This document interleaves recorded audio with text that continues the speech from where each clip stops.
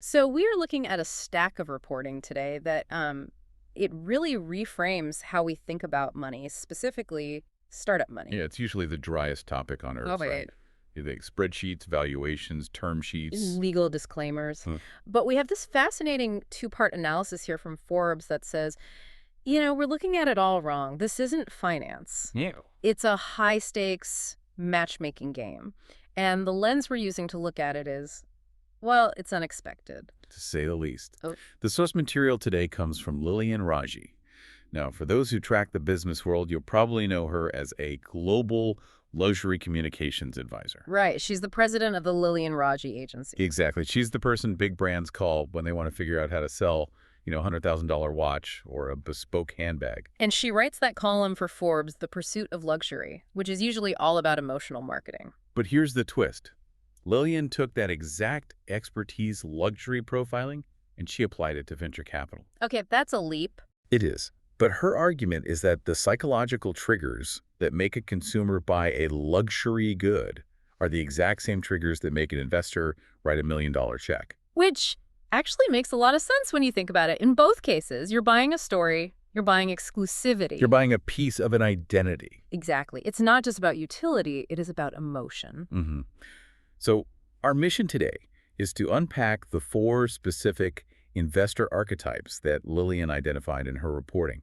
We want to figure out the human algorithms, the behavioral cues that determine who gets funded and who gets shown the door. Okay, let's dive into the first archetype. Lilian calls him the network gatekeeper. This is Warren "Bunny" Weiss of Westwave Capital. Bunny Weiss is a legend in the Valley. But what's so fascinating here isn't just his portfolio, it's his background. Before he was a VC, he studied criminology. Criminology. That feels like a strange pivot to venture capital until you think about what a luxury doorman actually does. It's profiling. It's totally profiling. That is exactly what it is. Lilian makes the point that Weiss isn't just looking at a pitch deck. He's looking for tells. He literally uses interrogation techniques from his college studies to see if a founder cracks under pressure. So he's basically waiting to catch them in a lie. Well, not necessarily a lie about the numbers, but maybe a lie about themselves. He's looking for that hint of self-doubt. He calls it his Venture 101 framework. Okay. I mean, he needs the basics. Large markets, defensible IP, 70% gross margins. But the non-negotiable for him, a great CEO. He told Lilian, there is no great company without a great CEO. All right, but every investor says that. We bet on the jockey, not the horse. What makes Weiss the gatekeeper? It's the exclusivity. Think of him like the velvet rope at the most exclusive club in New York. You can't just walk in. Right. He has a strict policy on cold outreach. If you email him out of the blue, it's deleted. If you message him on LinkedIn, he actually calls LinkedIn a curse for people like him. A curse, because it makes him too accessible. Exactly. It completely destroys the scarcity. Lilian shared this incredible story that really drives this home. It's about Weiss's own daughter, Allie. Oh, wow. Yeah, she's the founder of a company called Grip Baby. They made these clever little onesies that stop babies from slipping on hardwood floors. That's a useful product, and her dad is a big-time VC, so Yeah, must have been smooth sailing, right? you would think. Yeah. But Allie told Lilian that even she didn't get any VC introductions from her dad. Wait, hold on. Her dad wouldn't open his Rolodex for his own daughter. Nope. She had to work for it herself. It just underscores Weiss's belief that access, just like a luxury good, it has to be earned, not gifted. Wow. I mean, if his own daughter has to hustle to build her network, you can bet a stranger has to do the same. That is a harsh lesson, but I guess it filters out people who give up easily. If you can't hustle your way into his inbox, you probably can't hustle your way into a market. Precisely. And once you're in, he expects something he calls violent execution. Which sounds like something out of a gladiator movie, not a boardroom. It does. But he means violent in terms of intensity and focus. It's about force of action. He told Lilian he'd rather see a startup find 100 people who are absolutely obsessed with the color blue, rather than trying to sell blue, green, and pink to everyone. So stop trying to be the Amazon of everything on day one. Right. If you try to sell the rainbow, you're just spread too thin. Violent execution means you dominate one tiny niche so completely that nobody else can breathe there. It's deep and aggressive. Okay, so that's a gatekeeper. You have to earn your invite, and you have to be hyper-focused. Let's pivot to the second archetype. This is Sam Thompson of Progress Ventures. Lilian calls him the due diligence detective. If Weiss is the bouncer at the door, Thompson is the private investigator who runs a background check on you once you're inside. Lilian mentioned that he sort of flips the due diligence process on its head. Usually, we hear due diligence, we think auditors looking at bank statements. Well, Thompson does that, but his real focus is behavioral analysis. He watches how a founder answers questions more than what they answer. Give me an example. What's he looking for? He's looking for the reaction to pressure. When he challenges a number or says, hey, this strategy won't work, does the founder get defensive? Oh, interesting. Do they blame their co-founder? Or do they get curious? Thompson believes that human factors, specifically management dysfunction, are the main reasons startups implode. So he's stress-testing the ego in that very first meeting. It's funny, it connects back to that luxury idea of authenticity. Is this diamond real or is it cubic zirconia? He's testing the substance. And he pairs this with what he calls the strategic exit. Thompson is playing chess while everyone else is playing checkers. He's planning the exit literally. Who's going to buy this company from day one? That feels a little premature, doesn't it? I mean, planning the divorce before the wedding. It sounds unromantic, sure, but he prefers companies that become indispensable to their future acquirers. He wants to know, who are the 3 companies that will need to buy you in 5 years just to survive? Lilian gave a really concrete example of this with a company called Talk Shop Live. Yes, this is a perfect case study in looking past the shiny object. So, Talk Shop Live is a social commerce platform. When Thompson first looked at it, he was skeptical.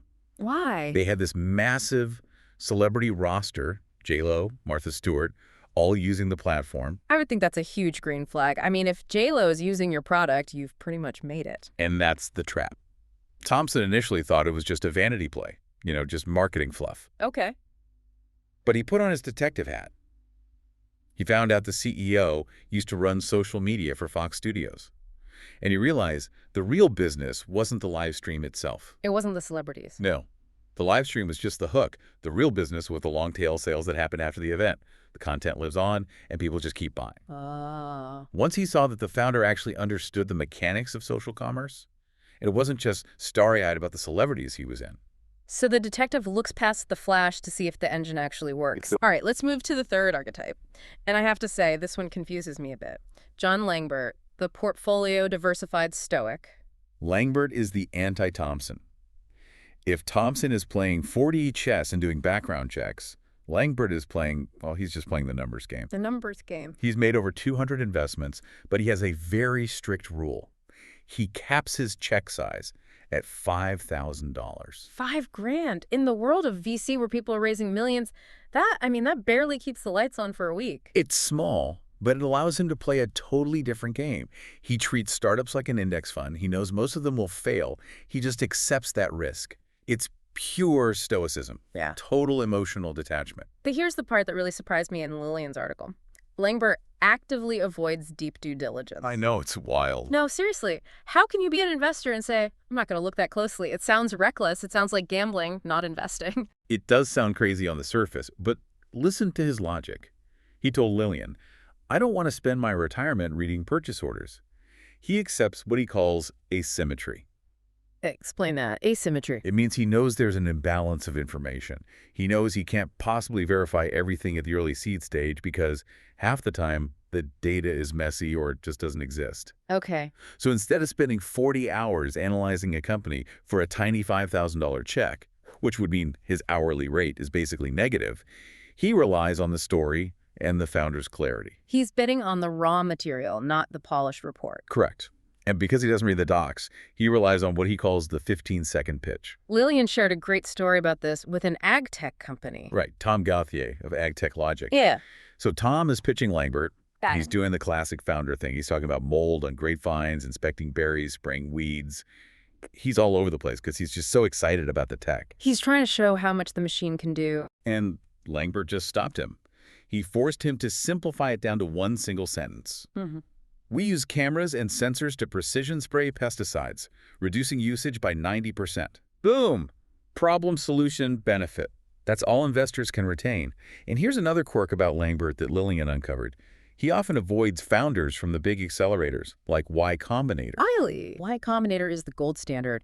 Airbnb, Stripe, Dropbox, they all came from there. Why would he avoid them? He finds them too polished. He told Lilian that by the time they come out of YC, they've been scrubbed of their authenticity. Their pitches are perfect, sure, but their valuations are way too high. and he feels like he can't really help them. Ah. He prefers the raw, unpolished founder where he can actually help shape the core idea. That is a very specific luxury preference. He wants the rough diamond he can cut himself, not the one that's already set in a Tiffany ring. That's a perfect analogy. He wants to be part of that shaping process. Which brings us to our fourth and final archetype. We've had the bouncer, the detective, and the gambler. The stoic. Now we have the patient mentor, Greg Smith of Evolution VC Partners. Greg Smith is what they call a super angel. He's a former Wall Street banker, but now he invests his own money. No limited partners, no management fees. He answers to no one but himself. Which gives him the ultimate luxury. Time. It does. And his big filter is passion. But not just any passion. He looks for what he calls founded passion. What's the distinction there? Because everyone is passionate when they're asking for money. True. Unsounded passion is just hype or enthusiasm. Founded passion is excitement that's backed by execution and deep knowledge.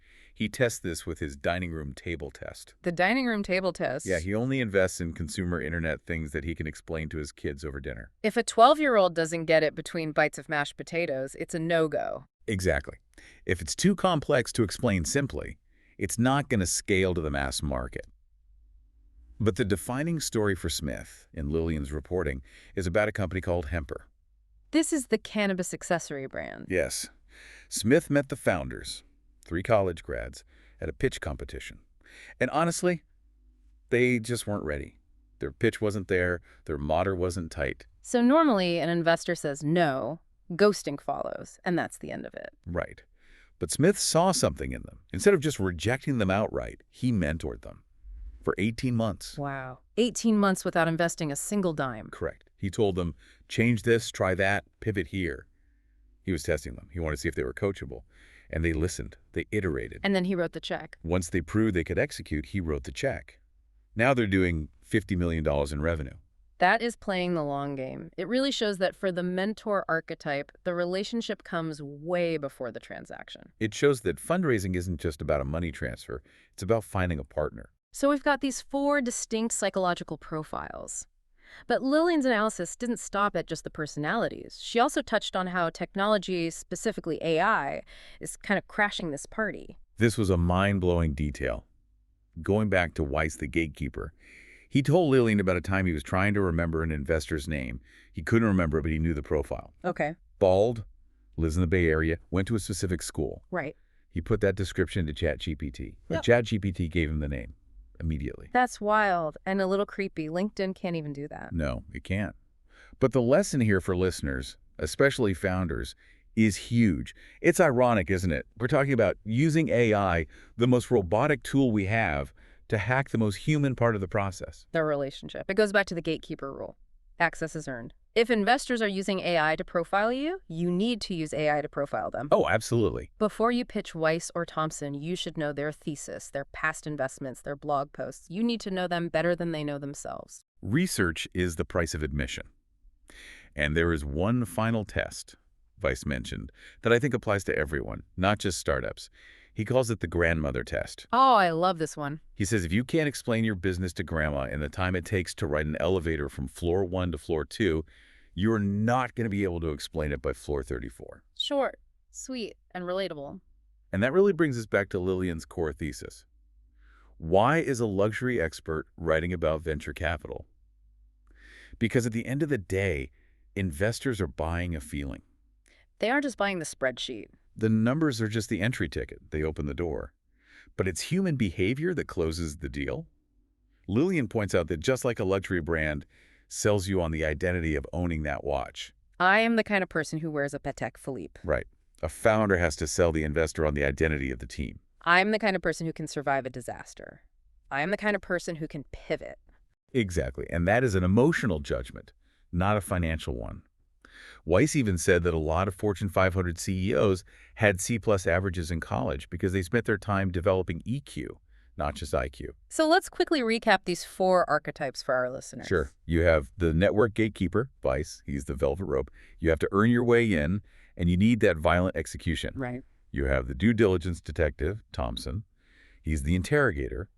He's watching your reaction to pressure and planning the exit from day one. You have the portfolio diversified stoic, Langbert. The gambler with a system, He avoids the polish, wants the raw 15-second pitch, and plays the volume game. And the last one. And finally, the patient mentor, Smith, the bespoke tailor. He wants that founded passion, and he's willing to wait and coach you until the fit is absolutely perfect. It's such a useful framework. Instead of just pitching investors, you realize you're pitching people with very specific psychological needs. And if you misread the archetype, you lose the deal. You don't pitch the stoic with a 40-page deck, and you definitely don't pitch the gatekeeper with a cold email. This has been a fantastic look into the human side of capital. It really has. And I think the biggest takeaway from Lilian's reporting is that fundraising is just luxury sales with better paperwork. Luxury sales with better paperwork. I like that. It's true. It is just as emotional as the pursuit of luxury. Well, we have really only scratched the surface of the stories Lilian gathered. There is so much more detail in her actual interviews about the specific companies, the failures, and the successes. Absolutely. We highly encourage you to go to Forbes and read the full articles by Lilian Raji. She really gets into the weeds in a way we couldn't cover fully here. And if you're interested in her work on luxury, communications, and brand strategy, you should definitely check out her website. It is www.lilianraji.com. That's LILANRAJI.com. Yeah, she has a lot of additional analysis there on the luxury industry that connects these dots even further. And of course, you can connect with her on LinkedIn and follow her on Instagram and YouTube. So a final thought for the listener today. If investors are buying a luxury good when they invest in you, what's your brand signal? Are you the durable, reliable Rolex that holds its value? Or are you the trendy, explosive streetwear drop that sells out in seconds? Because if you don't know which one you are, they certainly won't know which one to buy. Thanks for diving deep with us. We'll see you on the next one.